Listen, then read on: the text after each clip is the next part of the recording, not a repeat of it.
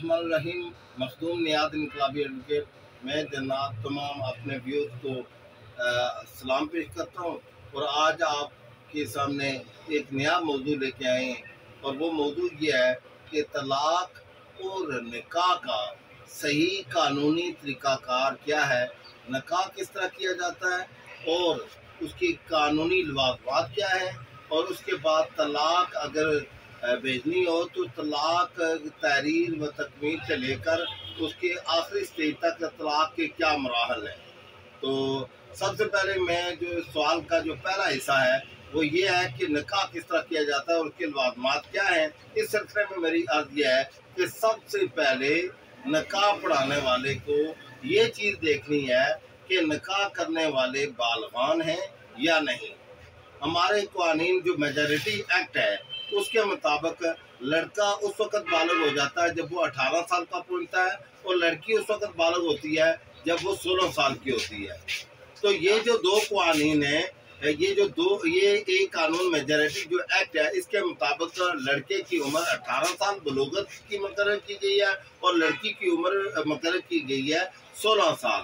तो हर वो लड़का या वो लड़की जो कि मतलब इस कानूनी रिक्वायरमेंट को मीट करते हैं, वो वली की रजामंदी के साथ शादी कर सकते हैं। आकल बालिग़ होना ये शर्त है इस कॉन्ट्रैक्ट ऑफ मैरिज को करने के लिए, एग्जीक्यूट करने के लिए। अब जो बंदा निकाह पढ़ाएगा उसके लिए कुछ रिक्वायरमेंट है कि निकाह पढ़ाने वाले को कानूनी तौर पर जो अथराइजेशन है वो निकाह रजिस्ट्रार की है। लेकिन इसका मतलब क्या ये है कि निकाह रजिस्ट्रार के अलावा कोई और निकाह नहीं पढ़ा सकता? नहीं, हरगिज़ ऐसा नहीं है। कोई भी निकाह पढ़ा सकता है जो कि इस्लामी तालीमात से शुद्ध बुद्ध रखता हो, वाकफियत रखता हो, वो इजाब व कबूल करा सकता हो। वो बंदा इस्लामी तालीमात से वाकफियत रखने की वजह से वो निकाह पढ़ा सकता है। लेकिन उसके लिए लाजमी कहा गया है कि वो जाके निकाह रजिस्ट्रार को फौरी रिपोर्ट करे। हमारे कानून में ये चीज़ दर्ज है, ताकि निकाह रजिस्ट्रार उस निकाह नामे का पर्त एक दुल्हन और एक दूल्हा को दे देगा, एक एक कापी एक अपने पास रखेगा और एक रिकॉर्ड यूनियन कौंसिल को फराहम कर देगा। तो अब निकाह का जो बाकायदा जो तरीक़ाकार है वो यही है कि सबसे पहले ये देखना है निकाह खान ने या निकाह रजिस्ट्रार ने कि क्या कहीं कोई ज़बरदस्ती जबर इकराह तो नहीं, क्या लड़की की मर्जी के बगैर तो नहीं निकाह पढ़ाया जा रहा है। तो वो उसको ये पहले तसल्ली करेगा कि लड़की के ऊपर कोई जबर नहीं है, और अगर लड़की के ऊपर जबर हो तो वो निकाह नहीं करा सकता, वो निकाह फासक है, क्योंकि रजामंदी और मर्जी के बगैर निकाह की कोई कानूनी हैसियत नहीं है। तो जो निकाह का तरीक़ाकार मैंने बताया कि इसके लिए गवाहान का होना भी लाजमी होता है, क्योंकि अगर गवाहान निकाह के नहीं होंगे तो निकाह उसको सही कानूनी नहीं समझा जाता। तो शरीयत में तो 4 गवाहान लाजमी है निकाह के।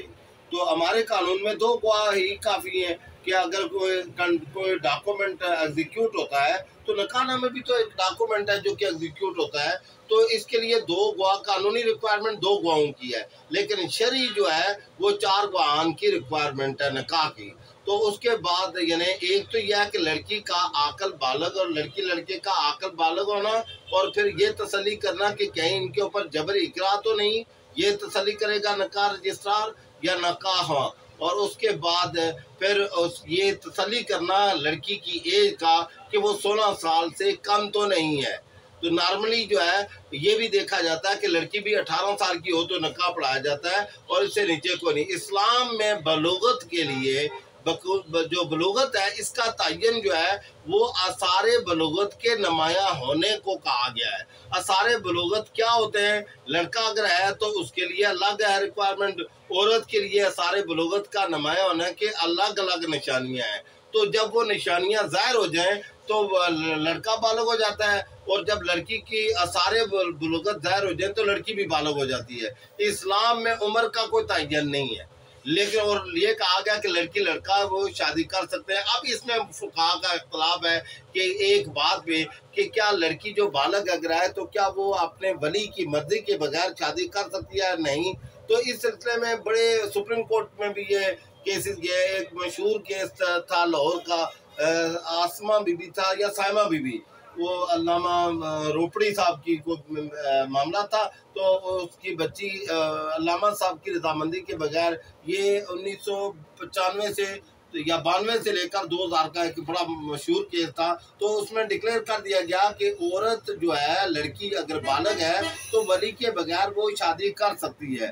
تو اب اگر کسی صورت میں کوئی مسئلہ پیدا ہو جاتا ہے، لڑکی کے والدین بعض اوقات منگنی ہو جاتی ہے، لیکن دوسری طرف سے یعنی رضامندی ظاہر نہیں ہوتی والدین کی طرف سے، تو لڑکی لڑکا مجبور ہو جاتے ہیں۔ تو ایسی صورت میں جب وہ کورٹ میں آتے ہیں تو کورٹ میں پہلے وہ لڑکی بیان حلفی دیتی ہے کہ وہ اپنی مرضی سے شادی کرنا چاہ رہی ہے، اور پھر نکاح رجسٹرار جو اگواہان کی موجودگی کو یقینی بناتا ہے، اور اس کے بعد نکاح پڑھا دیتا ہے۔ نکاح پڑھانے کے بعد اب اس نکاح کو رجسٹر کیا جاتا ہے قانون کے مطابق، اور وہ نکاح رجسٹر کہاں ہوگا؟ نکاح رجسٹرار کے پاس ایک کاپی سیو ہوگی، اور یونین کونسل میں بھی اس کا ریکارڈ سیو کیا جاتا ہے۔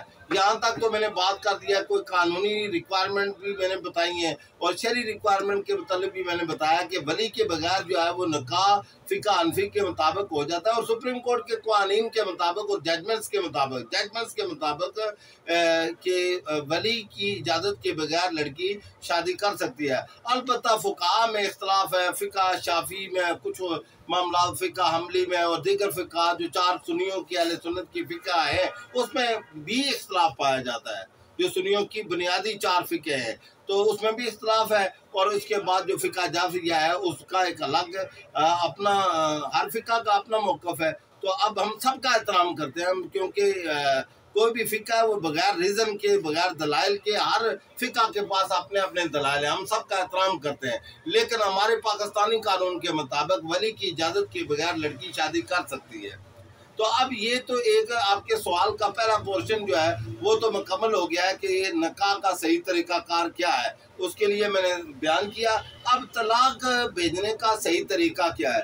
طلاق بھیجنے کا صحیح طریقہ یہ ہے کہ اگر تو اختیار مرد نے ٹرانسفر نہیں کیا سیکشن 8 کے تحت، مسلم فیملی لا آرڈیننس کے تحت، اگر اس نے تفویض الطلاق نہیں کیا، اپنا رائٹ ٹرانسفر اپنی بیوی کو نہیں کیا، تو مرد طلاق دے سکتا ہے۔ اب مرد نے طلاق دینے کے لیے سب سے پہلے کیا ہوگا؟ وہ اسٹامپ پرچیز کرے گا، اس کی مالیت کو بھی دیکھے گا، اسٹامپ کی مالیت کے پنجاب میں اس پہ آج کل 100 روپے کا اسٹامپ ہوتا ہے ریکوائرمنٹ، اس کے اوپر طلاق نامہ لکھا جاتا ہے، اور اس کے اوپر گواہان بھی ہوں گے، اور وہ گواہان کے بھی سائن کرائے گا، اپنے بھی سائن، اور اس کی ایک کاپی جو ہے وہ اپنی بیوی کو بھیج دے گا، اور اوریجنل وہ بھیج دے گا چیئرمین یونین کونسل کو۔ چیئرمین یونین کونسل جو ہے پھر جس دن اس کو موصول ہوگی کاپی طلاق نامے کی، اس دن سے 90 ڈیز کا ویٹ کرے گا، لیکن 30 ڈیز کے اندر چیئرمین ثالثی کونسل نے اپنی اس خاوند کی بیوی کو طلب کرنا ہے، اور پھر 90 ڈیز کے کمپلیٹ ہونے پر جو عدت کا پیریڈ ہوتا ہے 90 ڈیز ہوتا ہے یا وضع حمل ہوتا ہے، اس کے ختم ہونے کے بعد جو پہلے ہو جائے، اب اگر 90 ڈیز اگر پہلے ختم ہو جاتے ہیں اور وضع عمل نہیں ہوتا تو وضع عمل کا دیکھا جائے گا، جب تک وضع عمل نہیں ہوگا اس کی عدت ختم نہیں ہوگی۔ تو طلاق 1 مہینے میں جب عورت پاکیزگی میں داخل ہوگی تو ہر مہینے میں ایک طلاق بھیجی جائے گی، پھر دوسرے مہینے بھی ایک طلاق بھیجی جائے گی، پھر تیسرے مہینے میں بھی طلاق بھیجی جائے گی۔ اس کو طلاق احسن کہتے ہیں، طلاق سنت کہتے ہیں۔ تو یہ طریقہ کار ہے۔ اس کے بعد جب 90 ڈیز یا وضع عمل ہو جائے گا تو طلاق افیکٹو سرٹیفکیٹ یونین کونسل کی طرف سے جاری ہو جائے گا۔ جی آپ کا سوال۔ ایکسکیوز می سر، میرا سوال یہ کہ جب ایک عورت کو مرد طلاق دے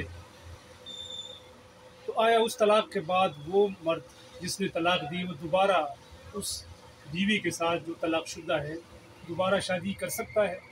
بہت اچھا سوال ہے یہ۔ جی ہاں، اس کا آسان جواب یہ ہے، جی ہاں، اپنی بیوی کے ساتھ مرد شادی کر سکتا ہے، کسی تیسرے بندے کو انوالو کرنے کی ضرورت نہیں۔ حلالہ حرام ہے، اور جو حلالے کے قائل تھے وہ اب انہوں نے اپنے موقف سے وہ معدل کر لیا ہے۔ اب تو جو بڑے بڑے پاکستان میں عالم دین تھے، پیر کرم شاہ صاحب، انہوں نے بھی یہ کہا کہ جی میرا جو میں اس سے اب پیچھے ہٹ گیا ہوں۔ تقی عثمانی صاحب بھی کہتے ہیں کہ یہ حلالہ جو ہے یہ جائز نہیں ہے۔ تو ہمارے جو قانون ہے اس میں منع کر دیا گیا لانے کا جو کنسپٹ ہے نا یہ بالکل حرام ہے، اس کو ممنوع کر دیا گیا ہے۔ 7 کی کلاس 6 ہے مسلم فیملی لا آرڈیننس کی سیکشن 7 اور کلاس 6 میں کہا گیا کہ اگر مرد اپنی بیوی کو طلاق دے دیتا ہے اور یونین کونسل مؤثر سرٹیفکیٹ جاری کر دیتی ہے تو وہ کسی تیسرے بندے کو شامل کیے بغیر، نکاح کیے بغیر دوبارہ شادی کر سکتا ہے، لیکن شادی نکاح کرنا دوبارہ یعنی نکاح پڑھنا لازمی یہ قرار دیا گیا ہے وہ کر سکتے۔ اور پھر اگر وہ ناراض ہو جائے، شادی کی پھر ناراض ہو گئے، پھر طلاق مؤثر سرٹیفکیٹ 3 مہینے کے بعد یونین کونسل کے چیئرمین نے جاری کر دی اور پھر وہ ناراض ہو گئے، پھر نکاح کر سکتے ہیں دوبارہ، کسی تیسرے بندے کو انوالو کرنے کی ضرورت نہیں ہے۔ اور اگر پھر تیسری دفعہ راضی نامہ ہونے کے بعد پھر طلاق ہو گئی اور مؤثر سرٹیفکیٹ جاری کر دیا، پھر پابندی ہے ہمارے 7 جو سیکشن ہے اس کی کلاس 6 کہ دوبارہ تیسری 3 راؤنڈ جب مکمل ہو جاتے ہیں، 3 افیکٹو مؤثر سرٹیفکیٹ جاری ہو جاتے ہیں تو پھر خاوند اپنی اس بیوی کے ساتھ شادی نہیں کر سکتا۔ سر مجھے یہ بتائیں کہ ایک مرد ایک عورت کے ساتھ کتنی دفعہ نکاح کر سکتا ہے اپنی زندگی میں؟ دیکھیں ایک مرد اور ایک عورت جو ہے وہ شادی کرتے ہیں، ایک تو پہلے والدین کی رضامندی کے ساتھ شادی ہو گئی، تو اب اگر ان کو ایک دفعہ طلاق ہو گئی، مؤثر سرٹیفکیٹ جاری ہو گیا تو وہ دوبارہ ایک مؤثر سرٹیفکیٹ کے بعد اس نے دوبارہ شادی کی، پھر 3 طلاقیں ایک مہینے کی اگر شمار کریں گے تو وہ ہو گئی، تو میرے خیال میں 3-4 دفعہ تو وہ شادی کر سکتا ہے پہلی شادی کو اگر شمار نہ کرے۔ پہلی شادی کو اگر شمار نہ کیا جائے تو ویسے تو 4 ہو گیا، تو 3 بعد والی شامل کر کے اور ایک جو پہلے والی، تو یہ 4 دفعہ یہ کون سا سیکشن ہے سر؟ یہ کون سا سیکشن ہے؟ یہ سیکشن 7 مسلم فیملی لا آرڈیننس اور اس کی کلاس 6 ہے۔ تو سر یہ جو مسلم فیملی لا آرڈیننس 1961 ہے، اس کی قانونی حیثیت کیا ہے؟ اس کی بہت مضبوط ہے، یہ ابھی تک اور اسلامی نقطہ نظر سے اس کی کیا حیثیت ہے؟ 1958 میں ایک کمیشن بنایا گیا تھا، کمیشن نے اپنی سفارشات جو ہے وہ دی تھی اور پھر پریزیڈنٹ آف پاکستان یعنی جنرل ایوب صاحب نے یہ قانون پاس کیا تھا، اور آئین پاکستان میں جو بھی ماشاء اللہ کے قوانین ہیں ان کو 270A1 پھر AA پھر AAA جو مارشل لا کے دور میں جتنے بھی قوانین تھے آئین پاکستان نے ان کو تحفظ دیا ہے، اور اس فیملی کورٹ کا جو آرڈیننس ہے 1964 اس کو بھی تحفظ دیا گیا ہے۔ سر یہ آیا قرآن شریف میں بھی اس کے بارے میں طلاق اور یہ جو ہے اس کے اوپر کیا ہے ذرا ایکسپلین کریے۔ دیکھیں جو بندے کے پاس اپنی معلومات میں اپنی معلومات کے حساب سے جو قانون کے متعلق تھی بات وہ میں نے وضاحت کر دیا ہے، بقایا آپ قرآن پاک میں مطالعہ کریں، میں نے سنا ہے 232 میں بھی کچھ ذکر ہے، لیکن آپ خود پڑھیں، آپ خود مطالعہ کریں اور اس میں جو صحیح ماخذ ہے کرکس ہے کتب کو دیکھیں آپ۔ تو آج کے لیے آپ کا سوال کلیئر ہو گیا میرے خیال میں، تو یہ لمبا ہو جائے گا لیکچر، 30 اور 32 میں کیونکہ لیکچر لمبا ہو جائے گا لہذا ہم اس کو شارٹ کرتے ہیں، اور جو دوست احباب ان کو یہ ویڈیو پسند آ جائے وہ اس کو لائک کریں، سبسکرائب کریں میرے چینل کو، اور ویڈیو پسند آئے شیئر کریں تاکہ یہ معلومات لوگوں تک بھی پہنچے۔ مقصد ہمارا یہ ہے کہ معلومات لوگوں تک صحیح پہنچنی چاہیے۔ تو میں آپ کا جنہوں نے مجھے اتنی دیر تک جو سنیں گے اور جنہوں نے سنا نہیں سنا سب کا عوام الناس کا میں شکریہ ادا کرتا ہوں، اور اگلی دفعہ آپ ایک نئے موضوع کے ساتھ انشاءاللہ شریک ہوں گے، لہذا بیل آئیکن کو جو پریس کر دیجئے گا تاکہ ہر نئی ویڈیو آپ کے تک پہنچ سکے۔ اللہ حافظ، تھینک یو۔